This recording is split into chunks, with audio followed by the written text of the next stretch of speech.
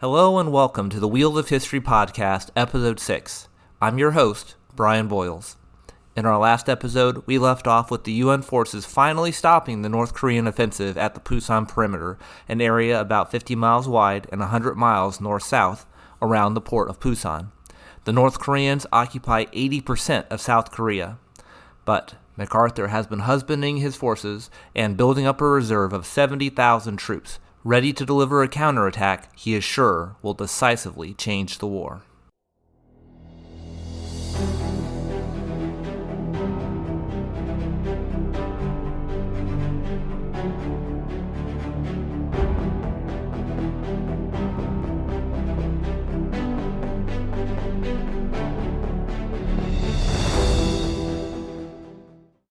During the early days of the North Korean invasion, General MacArthur was looking for ways to do more than just add more troops to the mixture and stop the North Koreans head-on. Instead, he was looking for ways to employ his forces in the flanks to maneuver around the enemy forces. And in particular, he wanted to take advantage of the UN's naval supremacy to conduct an amphibious assault in the North Korean rear areas. This would threaten to collapse the entire North Korean invasion in one fell swoop. And MacArthur did the same thing in World War II. Particularly in his campaign in New Guinea, when he used amphibious assaults to outflank Japanese defensive positions time and time again throughout that campaign. By July 20th, MacArthur decides that he wants to land forces at Incheon, a port about 20 miles from downtown Seoul. At this point, UN forces are falling back to the Pusan Perimeter, and North Korea owns the entire west coast of the peninsula. There are two problems MacArthur has to face. First, the front needs to stabilize. At this point, UN forces are still withdrawing, and the forces MacArthur wants to use for the counterattack may need to be committed to the Pusan Perimeter to keep it from collapsing. And in fact, this is partly what happened. The Provisional Marine Brigade, which was allocated for the landing, was thrown into the fighting on the Yalu River in August to prevent an enemy breakthrough. The second problem MacArthur faces is that everyone thinks the operation is going to fail. After a planning conference in August, Admiral Doyle, the commander of naval forces for the operation, said, quote, "The operation is not impossible, but I do not recommend it." End quote. And remember, this is only 5 years after the end of World War II, and there is a huge amount of institutional knowledge and experience among the upper ranks and the planning staffs from the dozens of amphibious assaults the military conducted throughout the war. For example, Admiral Doyle was Commander Amphibious Force South in World War II, conducting landings in the Solomon Islands campaign. So I'm going to take a quick aside to look specifically at amphibious assaults and some of the challenges they pose. Amphibious assaults are one of the most difficult military operations to conduct. And for terms here, what we mean by an amphibious assault is an opposed landing from ship to shore. So think the Omaha beach scene from Saving Private Ryan, where the enemy is shooting at you as you're coming up to the beach. Up until World War I, there were very, very few opposed landings in history. I think Caesar's invasion of Britannia in 55 BC was one of the few. The usual approach is to find an undefended stretch of beach and then land there, and then you build up your forces and then you go out and fight. These kinds of unopposed landings would become increasingly rare starting in World War I simply because of the faster pace of communications and larger army sizes. Furthermore, as the Marines were going through their War Plan Orange and planning to fight Japan in the Pacific, they recognized the need to take key islands. The beaches of those islands would invariably be defended simply because of the small size of the island compared to the forces defending it. And that led to the development of amphibious assault doctrine during the interwar period, which in turn bore fruit during World War II. One of the major challenges that the landing force has is just how vulnerable the troops are as they're coming up to the beach. First, the soldiers are coming on boats, and that makes them a very obvious target, concentrated in a small area, and there's no way for them to hide. They just have to keep coming into the beach and drop off their troops. And once the soldiers get to the beach, there's no cover there to hide behind. So they become a very easy target for the enemy soldiers shooting at them as they're trying to cross that beach. So you're concentrated in a small area, the enemy has a clear field of fire, and oh yes, the enemy knows that the beach is a potential landing zone, so they have defensive forces there. They can site their defenses on the beach itself to try and maximize the amount of firepower they can bring to bear. This makes the landing troops especially vulnerable to automatic weapons fire and artillery. Sometimes the soldiers have to disembark prior to getting all the way onto the beach itself, so now they have to wade through water, which slows them down even more. And only so many soldiers can land in each wave, and there's a limited capacity to deploy tanks or armored weaponry to bring to bear in the fight.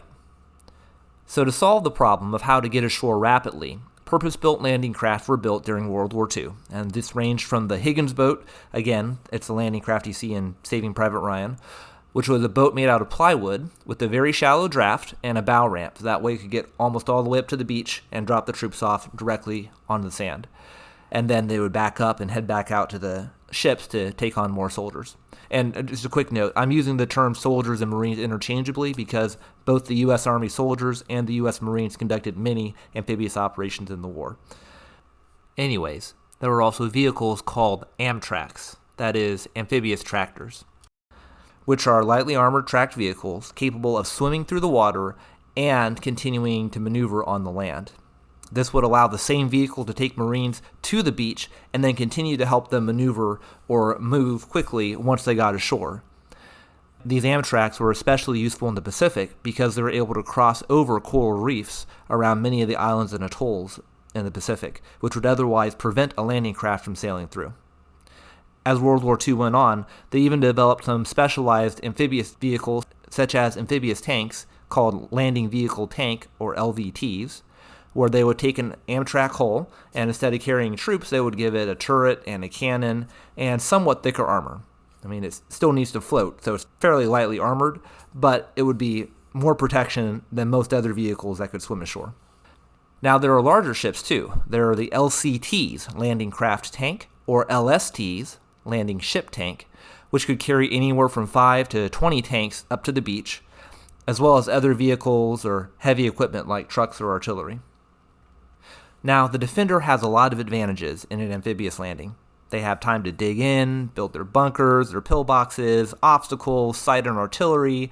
The enemy can only bring so many troops in at a time.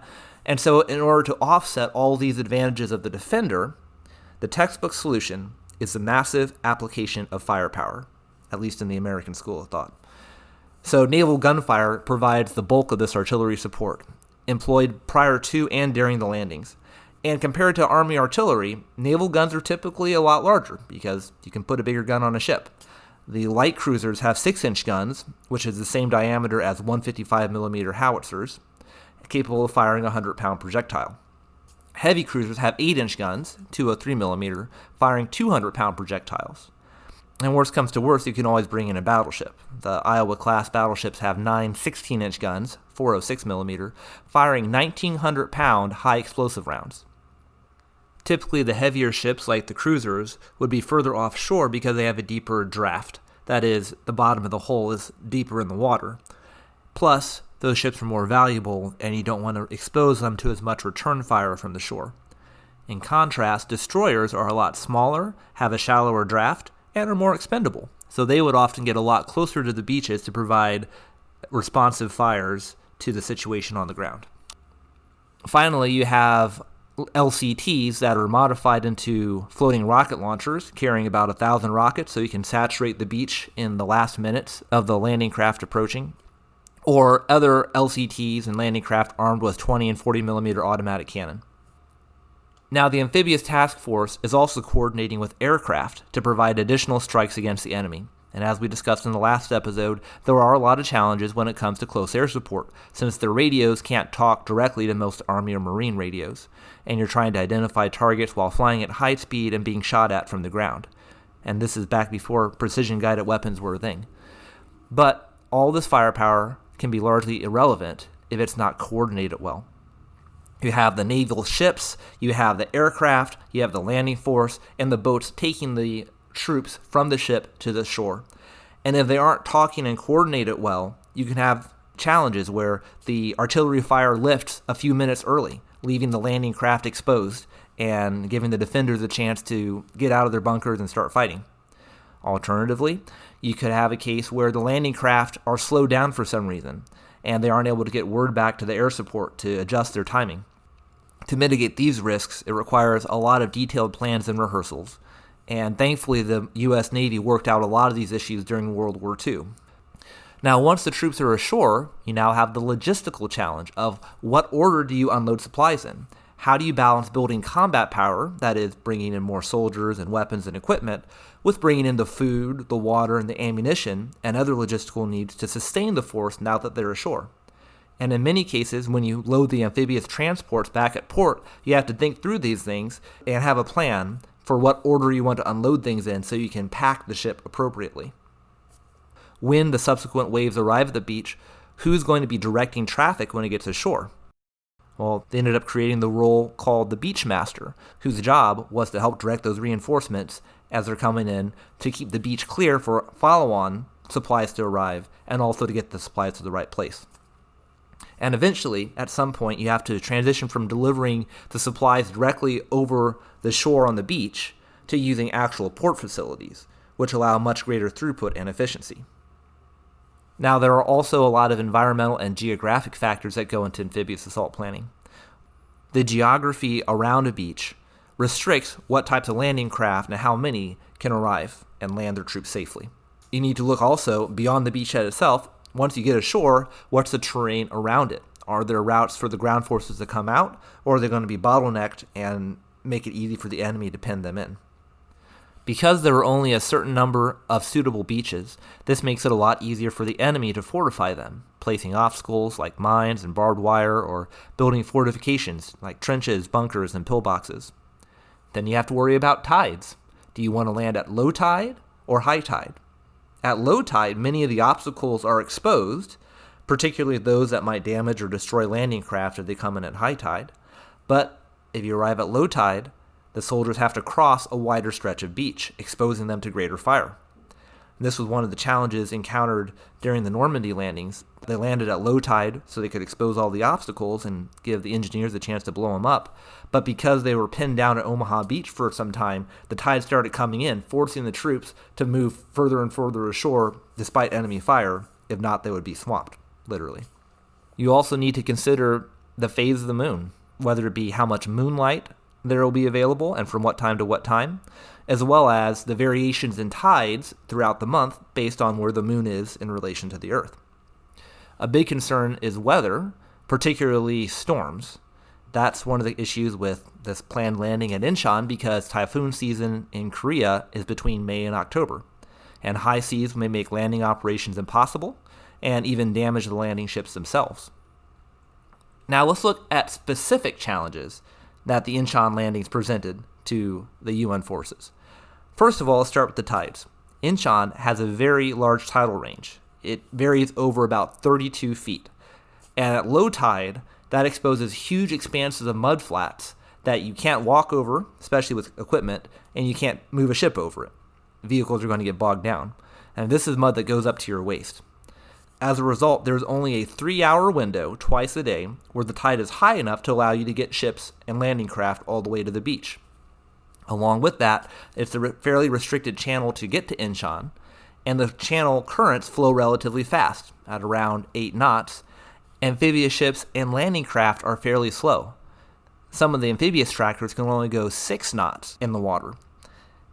And so you need to be able to plan for where is the currents flowing, how are we landing, and that's going to affect how long it takes for the landing craft to get to the shore. And that in turn affects the bombardment timing and the reinforcement plans.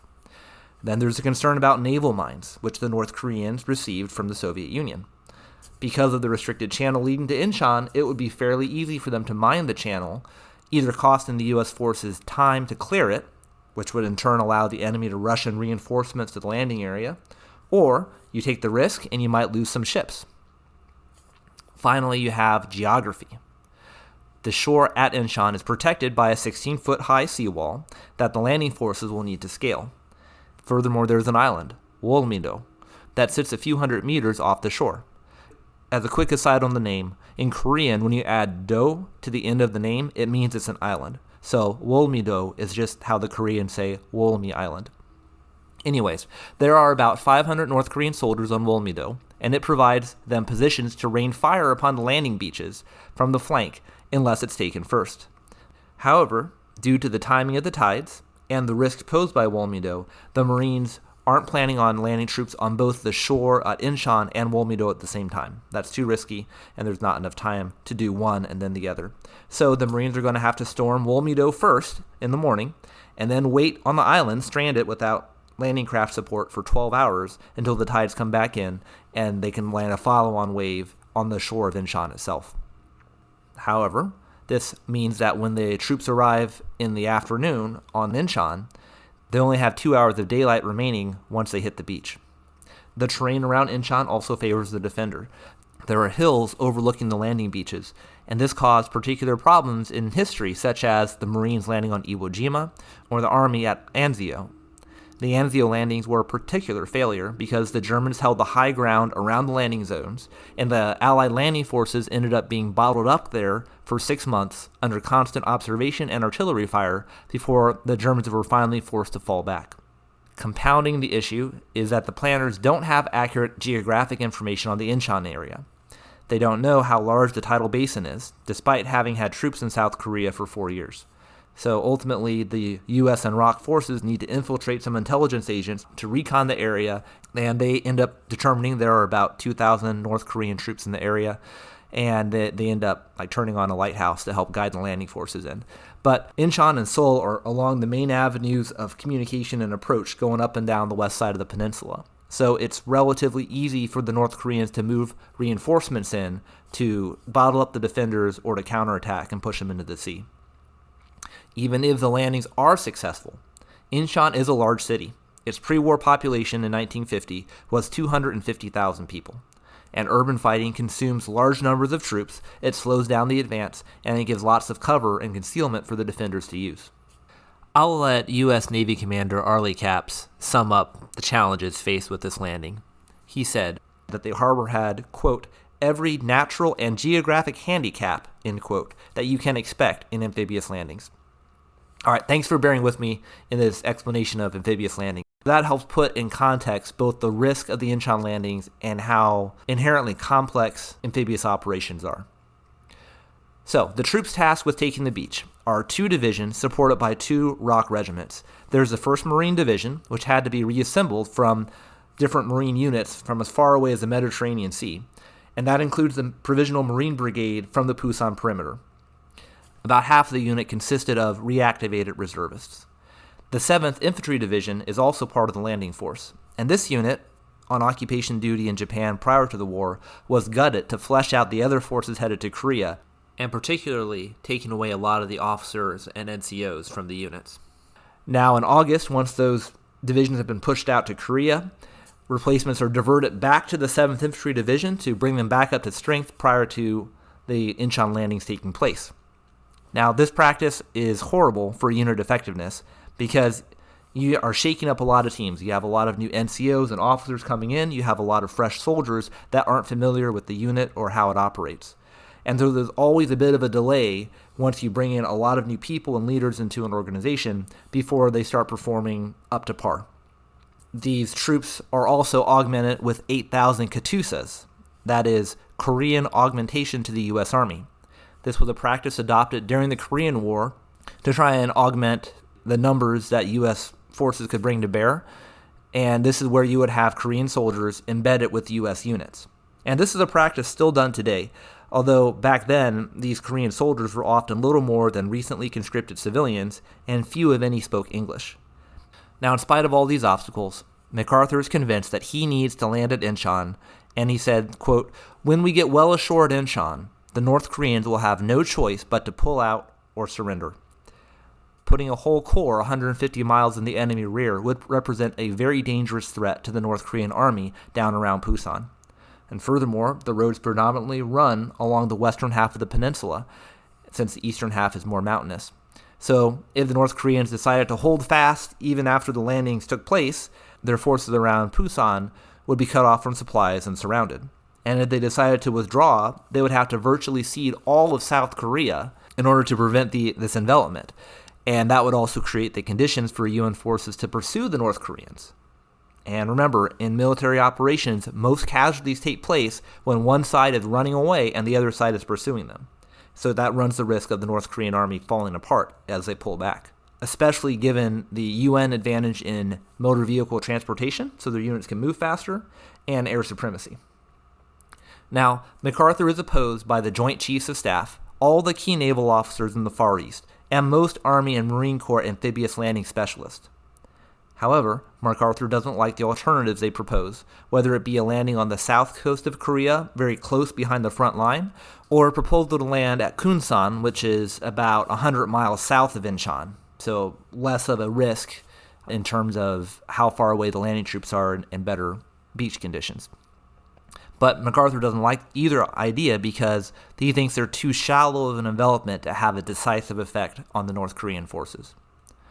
The situation comes to a head on August 23rd in Tokyo at a planning conference for the operation. All the top brass are at this conference from all the services. You have the commander of the Far East Air Forces, commander of the U.S. Pacific Fleet, the Army Chief of Staff, Chief of Naval Operations, the Fleet Marine Commander. You get the point. After discussions and hearing the plan, this is where Admiral Doyle makes his remark that the landings were, at best, not impossible. And then MacArthur takes center stage and unleashes his oratory skills upon the audience. He says, quote, "Admiral, in all my years of military service, that is the finest briefing I have ever received. Commander, you have taught me all I had ever dreamed of knowing about tides. Do you know, in World War I, they got our division to Europe through submarine-infested seas? I have a deep admiration for the Navy. From the humiliation of Bataan, the Navy brought us back." And then, literally with a tear in his eye, he says, quote, "I never thought the day would come that the Navy would be unable to support the Army in its operations." End quote. And as a quick aside, I just wanted to say that I love how MacArthur is basically saying the Navy exists to support Army operations. Anyways, I love the Navy. They get us places and they protect our shores. But I just thought it was funny. All right, so MacArthur continues for 45 minutes, talking about how critical the war in Korea is to the global fight on communism, how other victorious leaders were opposed by their staffs, and that because Incheon was such a risky proposition, the North Koreans would never expect the Americans to be so bold, so they wouldn't adequately prepare. And he concludes by saying, quote, "I can almost hear the ticking of the second hand of destiny. We must act now, or we will die. We shall land at Incheon, and I shall crush them." End quote.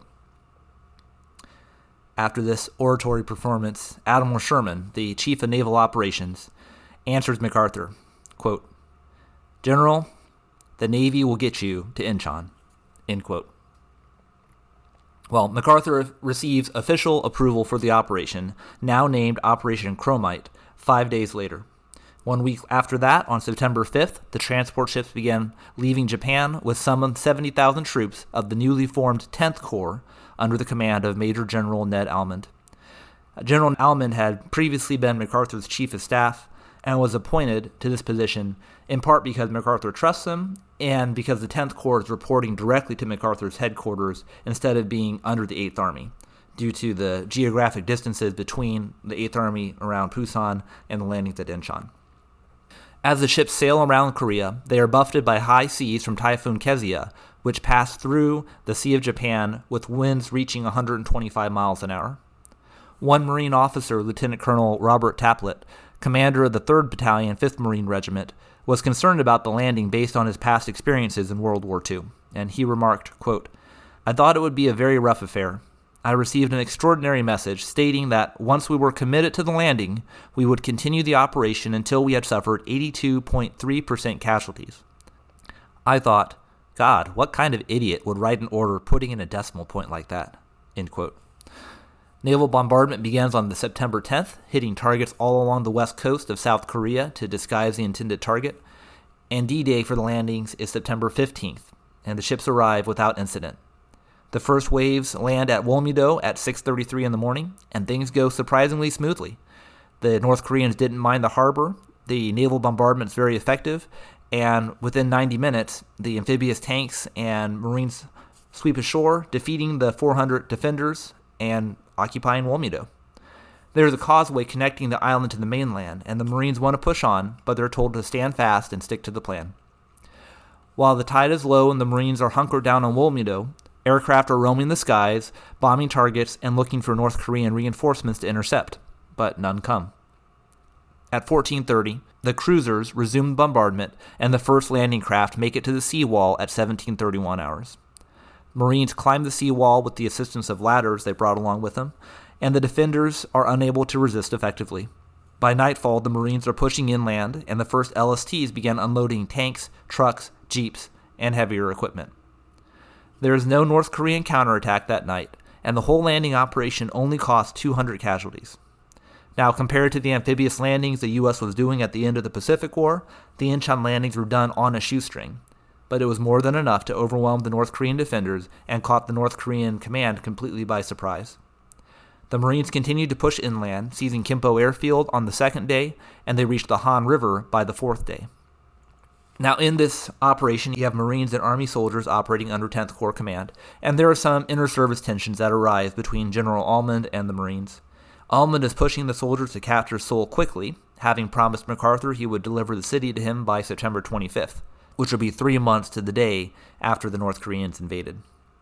The Marines are disgruntled, seeing vanity and selfishness behind this desire, and that it was costing unnecessary casualties. Of course, the Army also thought the Marines wasted lives needlessly too. Lieutenant Colonel Ellis Williamson, the G3 of 10th Corps, said, quote, "The Marines are proud of their history. They are trained, indoctrinated, to go from ship to shore, then to keep running forward until they have taken the pressure off the beachhead. The thought of outflanking a position would horrify a man like Chesty Puller. We used to call the Marines the nursery rhyme soldiers because their motto was, 'Hey diddle diddle, right up the middle.' And on that march to Seoul, I saw Marines doing things no Army outfit would think of. I watched them crossing the great sweep of wide-open ground in front of Kimpo Airfield, hundreds of young men rising up and starting across the flats in open order. They took far more casualties than we considered appropriate." End quote. This goes to show that there are cultural differences between the branches of the military that impact how their officers and NCOs lead and how they fight. And this can lead to tensions, especially because soldiers' lives are on the line. And while the Marines may have tended towards the brute force approach of ground combat, they also demonstrated a consistently high level of courage, determination, and professionalism compared to the more checkered performance of Army units in the war. While this is going on, back at Pusan, Walker's 8th Army begins an offensive the day after the Marines storm ashore. The initial advance is slow, but after a few days the North Korean front begins to collapse and whole units begin melting away. Some North Koreans discard their weapons, equipment, and uniforms, others desert and try to return to civilian life, and still others keep their weapons and go fight in the mountains as guerrillas. The 8th Army advances rapidly, linking up with the 10th Corps by September 26th. The fighting in Seoul is a lot heavier, thanks to almost 20,000 North Korean troops that are able to reinforce the defenses and the difficult nature of urban fighting itself. However, with the assistance of a lot of firepower and superior numbers, UN forces secure the capital by September 27th. One eyewitness, R.W. Thompson of the Daily Telegraph, said, quote, "The slightest resistance brought down a deluge of destruction, blotting out the area," end quote. And historian David Rees remarked, quote, "At the heart of the West's military thought lies the belief that machines must be used to save its men's lives. Korea would progressively become a horrific illustration of the effects of a limited war where one side possessed the firepower and the other the manpower," end quote. The advancing soldiers uncover evidence of North Korean atrocities, including bodies decapitated by the sword and mass graves with hundreds of dead Koreans, to include women and children. This reflects the brutal nature of the communist regime and the fact that they aren't just fighting a war over territory, but it's an ideological crusade, and those that they deem enemies of communism are imprisoned or killed. MacArthur's forces continued the march northward against negligible resistance. This sudden change in fortunes from a month prior brings up a new question to the fore. What are the war goals of the UN forces? Up till now, it was stop the North Koreans, and that's all anyone cared about. But now that their armed forces are collapsing and the pre-war border has been reestablished, what now? The original UN mandate was for members of the UN to, quote, "furnish such assistance to the Republic of Korea as may be necessary to repel the armed attack and restore international peace and security in the area," end quote. A new UN resolution to clarify or update this mandate won't work anymore because the Soviet Union ended their boycott of the UN at the beginning of August, so they would inevitably veto any attempt to authorize a ground offensive into North Korea. And likewise, the U.S. is hamstrung from outlining specific war goals because this is an undeclared limited war as part of the United Nations. It's a war limited as much as possible to the Korean Peninsula, and limited in terms of numbers of soldiers committed out of concerns of weakening Europe and the fears that the Soviets will start World War III, and also that putting more forces and loosening target restrictions might bring the Soviets or Chinese into the war. So instead, the UN forces continue to muddle along under the umbrella of restoring peace to the area. And this shows one of the challenges of collective action at the United Nations. You have less individual responsibility and less ability for an individual to make a decisive choice, one way or the other, instead of having to run it through committee. And in this case, your committee includes people who are ideologically opposed to you and what you're trying to do. Well, certainly many of the Western leaders wanted to press on to victory. After all, if Kim Il-sung were to simply be repelled to the international border and otherwise left alone, then Kim really hadn't lost anything in the war besides his own troops. And we all know from how the North Korean regime has starved their own people, imprisoned them, and locked them up, that they don't really care about individual lives that much. What would deter the North from rebuilding their forces than trying again at some later date? But the further north UN forces go, there's a greater chance it might invite direct intervention in the conflict from China or the Soviet Union. A compromise proposed would be keeping UN forces at the 38th parallel, but permitting the ROK forces to continue attacking further north. And this isn't too realistic, though, because of how dependent the ROK army is on the U.S. for logistical support. Remember, their entire pre-war army, which was not designed to fight other armies, it was a counter-guerrilla force, it was shattered in the opening months of the war and has been almost completely rebuilt and is heavily reliant upon U.S. equipment, supplies, and support. So if the ROKs continue on their own, their ability to sustain the advance would be limited, and it would be slower, and that would give the North Koreans time to reform their defenses and possibly stop the advance. Now, as far as the Soviets go, Stalin seems to have resigned himself to the fact that the North Koreans gambled and lost, and there wasn't a point in trying to bail them out. Still suffering from the roughly 30 million casualties they sustained in World War II, and concerned about America's atomic arsenal, Stalin doesn't want to reinforce failure or precipitate a wider war. China, however, is much more concerned about the North Korean collapse. The Chinese-North Korean border is 840 miles long, compared to only a 10-mile border adjoining the Soviet Union. And if a unified pro-Western Korea is on their border, that would pose a much greater threat to China, because there would be U.S. troops and bases and all that right there across the Yalu River from China. That would also pose a significant threat to the communist regime if the U.S. decided to reopen the Chinese Civil War and assist Chiang Kai-shek more directly. Beyond these concerns, Mao was still upset over the U.S. Navy closing the Taiwan Strait to any potential cross-channel invasion when the war kicked off. And in Mao's eyes, this constituted U.S. intervention in the Chinese Civil War. The Joint Chiefs of Staff issue instructions to MacArthur on September 27th. They said, quote, "Your military objective is the destruction of the North Korean armed forces. In attaining this objective, you are authorized to conduct military operations, including amphibious and airborne landings or ground operations north of the 38th parallel in Korea, provided that at the time of such operations there has been no entry into North Korea of major Soviet or Chinese Communist forces, no announcement of intended entry, nor a threat to counter our operations militarily in North Korea.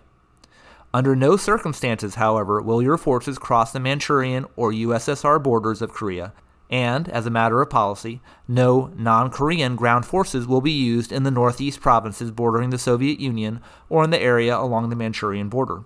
Furthermore, support of your operations north or south of the 38th parallel will not include air or naval action against Manchuria or against USSR territory." End quote.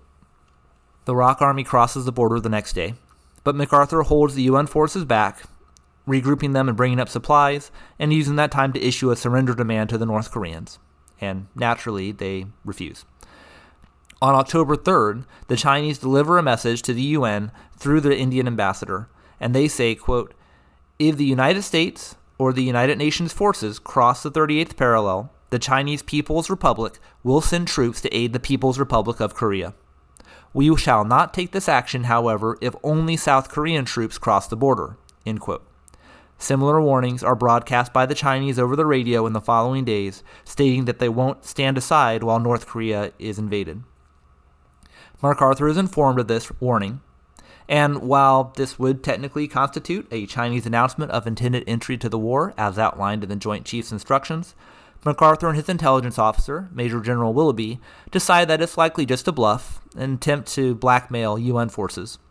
And so MacArthur crosses the 38th parallel on October 9th, and the Joint Chiefs or the President don't do anything to dissuade him or tell him to stop. On October 15th, MacArthur is summoned to Wake Island to have a face-to-face meeting with President Truman. Wake is an island about halfway between Korea and Hawaii, and the meeting was likely done as a political move by Truman to shore up political support at home. MacArthur is disgruntled at having to travel so far for what he thinks is just a photo op and a brief conversation. He doesn't salute President Truman when they meet, and they ultimately talk for about 90 minutes, mainly about the threat of Chinese intervention.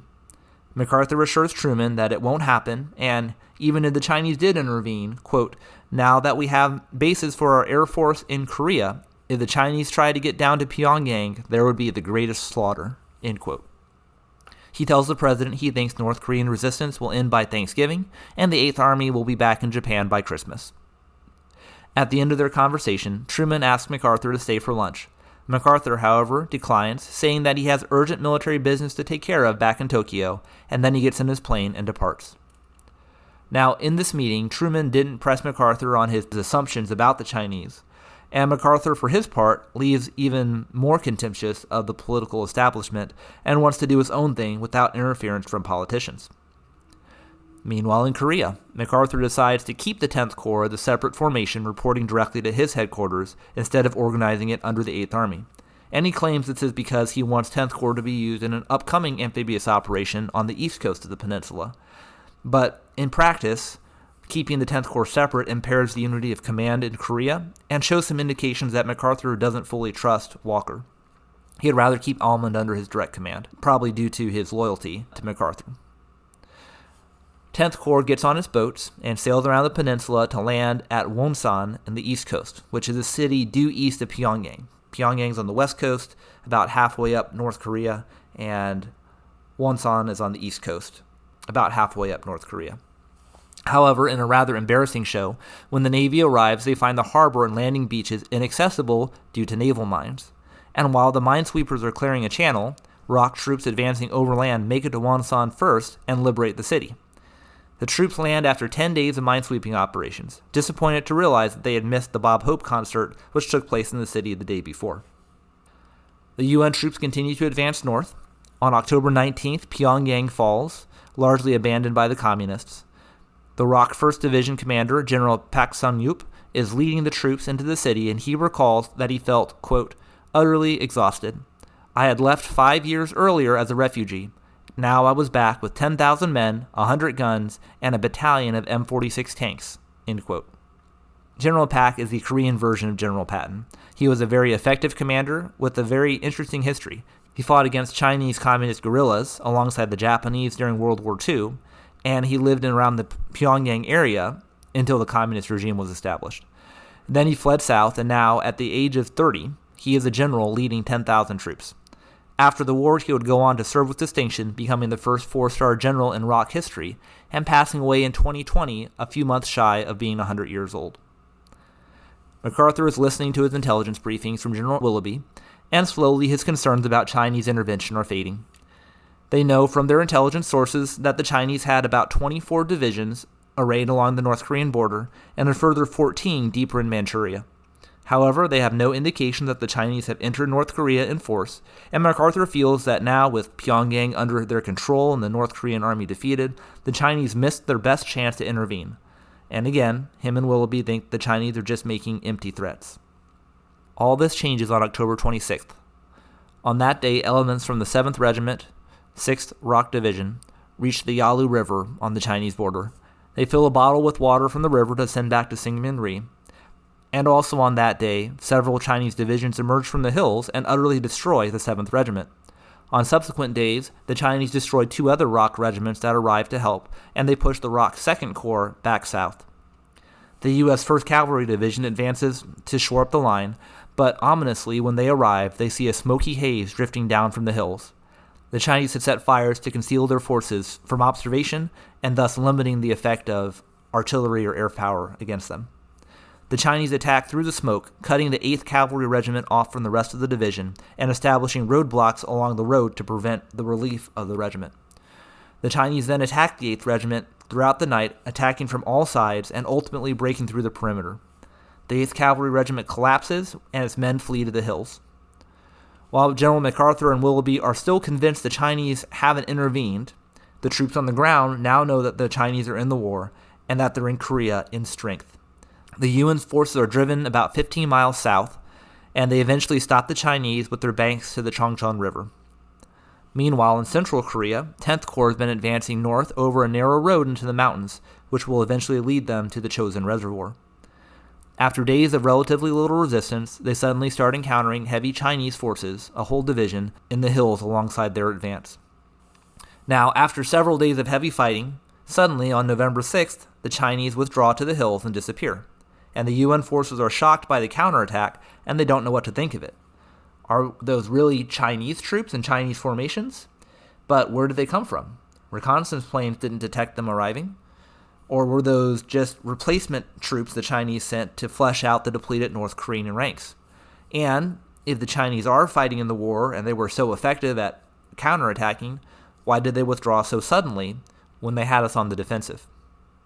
What the UN forces didn't realize is that the Chinese had started crossing over the Yalu in strength back on October 13th. They initially sent 12 divisions, about 120,000 men, almost entirely comprised of light infantry. That is, infantry without trucks or armored vehicles. They have to move by foot. They also had some horse cavalry and a few towed artillery pieces. Mao has more divisions lined up to fight, and he will continue to build combat power in North Korea over the following month and a half. Mao wanted to fight the United Nations forces because he saw that intervening in Korea would serve many purposes. First, it would help unify China around a common cause after decades of civil war. If Chinese forces were able to drive the UN back, that would have the added benefit of signaling to the world that China was now a force to be reckoned with. Ever since the Opium Wars in the 1830s, the European powers, and then later the Japanese, were able to dominate the Chinese with superior military force and technology. The Chinese termed this period the Century of Humiliation, and if Mao was able to successfully fight the West, that would give his regime a lot of legitimacy, something he really needs to shore up because they just fought a civil war for 2 decades. And you can see that desire for recognition and a return to greatness even today in Xi Jinping's China Dream and building out a large, modern blue water navy. Furthermore, life is pretty cheap in China, especially back then. The Chinese aren't deterred by American air supremacy or even by the atomic bomb. General Ni Zhongqian, the acting chief of staff for China's army, said, quote, "The Americans can bomb us, they can destroy our industries, but they cannot defeat us on land. They may even drop atom bombs on us. What then? They may kill a few million people. Without sacrifice, a nation's independence cannot be upheld. After all, China lives on the farms. What can atom bombs do there?" End quote.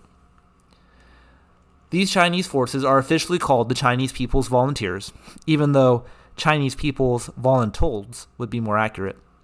But in this new era of limited wars and nuclear weapons, the Chinese want to muddy the waters just enough to be able to intervene without openly declaring war on the United States and thus inviting American counterattacks and strikes on their homeland. Now, these Chinese forces were veterans of the Civil War, mostly illiterate peasants, but they were used to hardship and deprivation. They have few, if any, motor vehicles, but they are very disciplined, the kind of discipline enforced by a bullet. In Korea, they move only at night to evade observation from the air, and they're able to move an average of 18 miles every night over narrow tracks and mountains. And then they establish camouflaged hide positions before the sun comes up. During the daytime, the only movement is by small parties to scout out the route for the next night's march.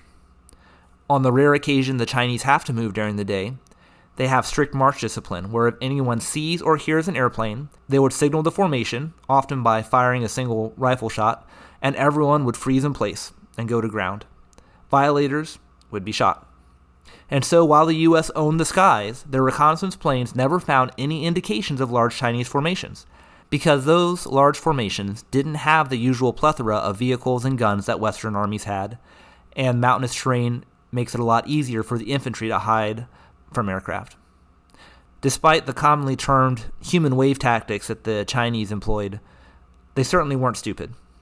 The communists had fought for decades against the nationalists, who, by and large, had air superiority and better firepower than they could muster, and so fighting against the Americans was simply another degree of what they had already experienced.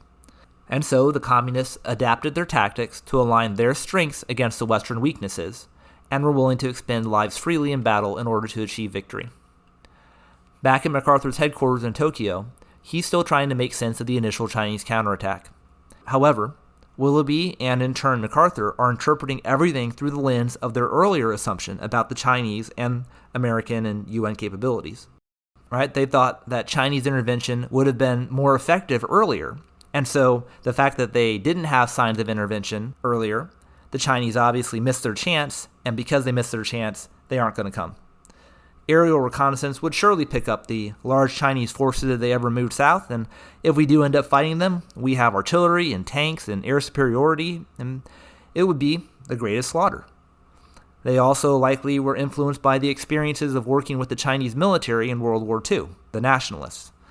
The Chinese nationalists fielded millions of men during the war, but were largely ineffective, thanks to low morale and rife corruption. Large supplies of U.S. weapons, equipment, and training were provided to the nationalists, but in 1944, when the Japanese are in retreat across the Pacific, the Japanese army launched a ground offensive in China, Operation Ichigo, and they inflicted over 500,000 casualties on the Chinese, with only 100,000 Japanese casualties. Surely, if the U.S. military had defeated the Japanese so thoroughly, then, thanks to the transitive property, the Chinese wouldn't stand a chance, just as the Chinese hadn't been able to stand up to Western firepower since the 19th century.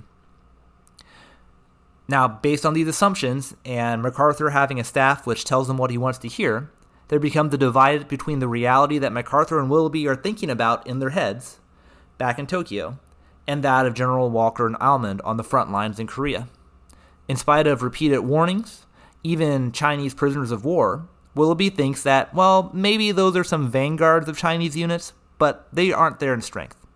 And he discounted the destruction of the 8th Cavalry Regiment by blaming it on inadequate security procedures and a particularly violent enemy attack. By the end of November, Willoughby has revised his figure for the number of Chinese in Korea to 40 to 70,000 troops. The lack of a follow-on Chinese attack in the weeks since they disappeared to the mountains convinces him that the Chinese intervention is really just a bluff. Maybe they were just doing a small counterattack to save face before withdrawing. The reality is, at this point, there are over 300,000 Chinese in the hills and mountains waiting for MacArthur's forces to walk into the trap. MacArthur issues orders for a final offensive to commence the day after Thanksgiving. This one, he's sure, will put the final nail in the coffin of the North Korean regime and end the war by Christmas. As is often the case, reality would not be so kind to MacArthur or his troops. That's it for this episode. Tune in next time on the Wheels of History podcast for the massive Chinese offensive against the UN forces that would inflict one of the worst military defeats in U.S. history. If you liked this episode and want to hear more, please support me on Patreon. For just $5, less than the cost of a sandwich at Subway, you can gain access to bonus content for this series and support me in this endeavor. And finally, if you know of any history buffs out there who might be interested, please share this with them. Thank you, and I'll see you next time on the Wheels of History podcast.